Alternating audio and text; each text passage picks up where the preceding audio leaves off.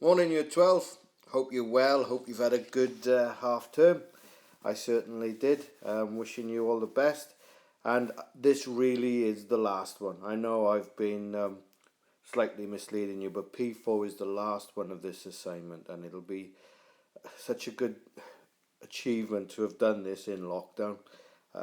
Really proud of your efforts. So let's finish strong. So first thing we need to be aware of is that our key word here, our command word, is to describe. It's not analyze, it's not even explain, it's describe. And what we're looking for is a good page on the constraints on marketing for a specific business. Okay, so that's where we're going on this one. Go to what is a constraint. If I just take your attention over here, a constraint is an issue, it's a problem, it's something that you need to overcome. Okay, now what we see on this page here is possibly a writing frame, because these are the constraints that we need to cover on our specification. So my first bit of advice for you to do is to understand what these constraints are. If it means you going online and doing a bit of research and creating a table with a definition, then I think that would be good prep work, and it would probably save you time in the long term, and also save you a bit of stress. Oh, how do I do this? What's this? What's that? Having to, work backwards. So I'd make a little table on this one and work out what they are. So first one, I'll go through them to give you a hand as well. Legal constraints, that's to do with consumer law. So there are laws to protect customers and businesses. So when you are marketing, you can't describe something that's not true. It has to be of a certain quality. You can't change the price or advertise a price and then change it. And it's got to be fit for purpose. So those are the laws that are relevant for the legalities. Voluntary constraints are government-run agencies such as the Advertising Standards Agency and Advertising Codes of Practice. Now they determine adverts, and what they say is that adverts should not endorse violence or for you to break the law, and they cannot be offensive. So if you create adverts which are of those types, then there are issues around that. There are also cultural issues with marketing. An advert in Britain may not necessarily work in Asia. Not only is there a language issue, but there's also different cultural acceptances around things that are maybe allowed in the Western world, which may not be correct in other worlds. You may have religious barriers as well, and one advert may cause offence in a different country. A word that may translate in another country may be like a swear word or a funny word or a word that's inappropriate. So there's lots of cultural issues around marketing. So you can see there's problems that occur before you come up with that advert or that marketing campaign. You've also got ethical issues as well. So if you're marketing and it involves gathering data, then there's privacy that could have problems with customers who may not want their information used. Using stereotypes, you look at some cleaning products that are on TV. When they market them, they tend to be women that's advertising them. And as we've gone through this cultural shift, and rightly so, and maybe the Me Too movement, then stereotypes are being challenged. So there's ethical issues there, and obviously we've got moral issues. You look at some of the McDonald's adverts where you're enticing young people to eat fatty foods, and it doesn't quite ring true, in terms of obesity and health. If we go down to technical, when you're creating an advert, if you need animation or if you're using social media, or if there's certain filming techniques, then there's technical issues that you're going to have to overcome as well. Have you got the right equipment to make the advert? Do you need to source a certain piece of machinery that will provide a certain effect or a certain image to the advert? So there's technical issues there. And then we've also got issues around employees. Let's say you do a big marketing campaign and it creates massive amounts of demand, but then you haven't got the employees on the tills or on the shop floors to meet that demand. So there's got to be the backup and the production process behind the marketing. Budget and cash flow, the cost of marketing. If we look at some of the TV marketing campaigns, they cost millions of pounds, and that will have an impact on where you spend your cash elsewhere, and do you have the reserves to do so. There's broadcasting codes, and that's Ofcom, and sometimes there's rules around what you can broadcast on TV. Some of those issues are around maybe swearing, what type of information you can put on, the watershed at 9 o'clock. Quite similar to that, that's voluntary, but this one is a government run agency which keeps the standards for communication. So TV and marketing is a form of communication. And then you've got trading standards. So that ties in with this one, whereby if consumer law is broken, then trading standards will then take effect and get involved. So those are the constraints. So we've got to describe constraints on a marketing campaign. So now once you understand those constraints, you need to find a marketing campaign. You can use Fright Night if you want from Thorpe Park. You can use your own, you can do some research. If there's anything that's interested you recently in the news or previously, then go for it. As an example, I'm going to use the Iceland advert regarding palm oil. So this advert was banned because it was deemed to be too political. Let's have a little look at the story. Let's see if I can find this for you. So if we go into a browser and then type in Iceland advert banned, and we'll put in there political.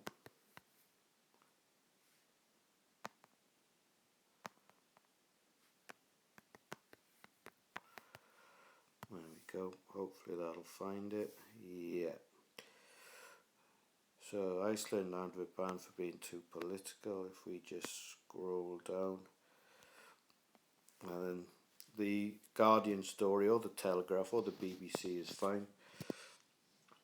And then if we just get rid of that. So this is the story here. So I think we'll start by watching the video. There'll probably be a little 6-second advert here. You probably remember it. But it's quite a political advert.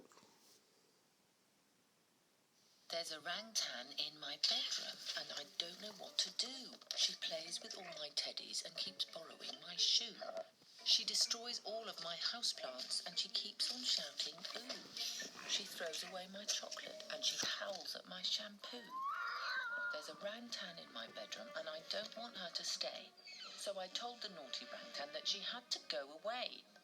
Orangutan in my bedroom, just before you go, why were you in my bedroom?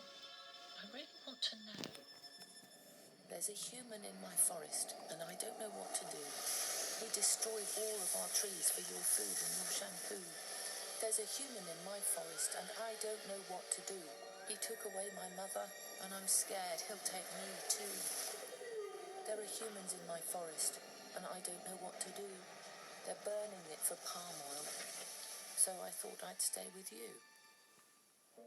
Oh, orangutan in my bedroom, now I do know what to do. I'll fight to save your home and I'll stop you feeling blue. I'll share your story far and wide so others can fight too. Oh, orangutan in my bedroom, I swear it on the stars. The future's not yet written, but I'll make sure it is ours. Okay, so that was the Christmas Iceland video that would have stood up against you know, the John Lewis, the Sainsbury's and the Tesco advert, and it was banned. And the reason why it was banned is because adverts are not allowed to make a political or to create a political viewpoint. And because Greenpeace were involved, then that made that advert political. Now the the story and the issue behind it is quite a good moral story, isn't it? We don't want to use palm oil in our products. However, because it was political, it was not allowed to be shown because it was shown about palm oil and their growers. Also, if we look at um, Iceland and how they've stopped using plastic, so they're quite an ethical company and they've carried on with this stance in their marketing. The advert actually became the most watched advert, probably because it was banned and because people took a moralistic stance against it. The advert cost about £500,000. Emma Thompson was the narrator. I know Fletch knows her because she was Nanny McPhee, and I know that's one of Fletch's most favourite films. He loves all of those. We've also got this advertising practice, BCAP. You can't direct towards a political end, so that was another reason why it was taken off. They did replace it with 10-second clips. It was all about deforestation, and this was 2018. I've found my story. So I've got my piece of marketing. It's all about Iceland and their marketing campaign 2018. Now what I'm going to do is I'm going to model your answer. So here's my answer. I've got 1, 2, 3, 4, 5, 6, 7, 8, 9, 10 paragraphs. Maybe some paragraphs will fit into each other, granted, alright, but here's my layout for my coursework. So now I'm going to go into the first one over here, which is legal. So the legal issue is Iceland saying that they're not using plastic, they're not using palm oil. If we just have a little quick look at whether Iceland still uses palm oil, so if we just write in, does Iceland still use palm oil? What's your guess? What do you reckon? After that advert, are they still using them? Are you cynical or are you positive? Well, they still use 28 on their own brand products. Okay, if we direct you there, they are still using it. No, they're not necessarily breaking consumer law, but they are saying that they're not using palm oil, and they are, so technically they're breaking that law. They're not as described. And then their products are quality, and they're fit for purpose, but there is an issue here, isn't it? It's there where they're saying they're not using palm oil and they're going to stop using it, but actually they do. Also, are they sort of lying to us slightly? And what I would also go on to say with this ethical bit is, are they using the plight of these orangutans to sell goods in this commercial Christmas world? You know, are they exploiting orangutans more so? They're still using palm oil, and they're using it to sell Christmas puddings and turkeys at Christmas time. Is that morally right? We've also got stereotypes here. We've got the Western heroes coming in to save the day, trying to rescue the orangutans, when actually it's the Western world that's causing this problem. So, you know, if you're taking a cynical view of this advert, then there's ethical issues there. The advertising codes of practice, well, that's the political issue, that they have broken the political laws, which also fits in with Ofcom. You could possibly put those two in the same paragraph. We've got cultural. It's a English language advert. May not work in other countries, may have to spend cash to then change that to language. And the international differences, well, again, it might be that them and us issue, that cultural issue, whereby some countries rely on that income, and it's almost as if the Western world is criticizing how they conduct their business, whereas maybe they need to sort out problems in their own backyard first of all.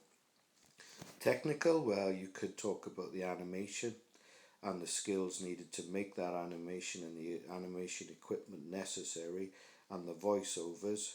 Employees, well, they didn't use their own employees. Some adverts do, like Asda, where they've had to recruit Emma Thompson, which would have been quite expensive, which would lead us on to the financial constraints. 500,000 is actually not a lot for a TV advert, but to pay Emma Thompson and so on. So you could mention how that wasn't a constraint.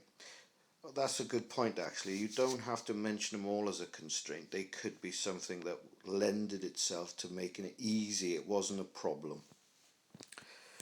Limitations and penalties. I don't know what fine they got. You'll have to forgive me there, but they haven't. It doesn't stipulate the fine.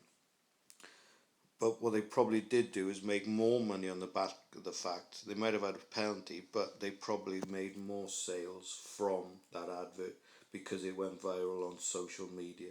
And social media and the ability to push that onto their social media platforms was probably a technical issue also.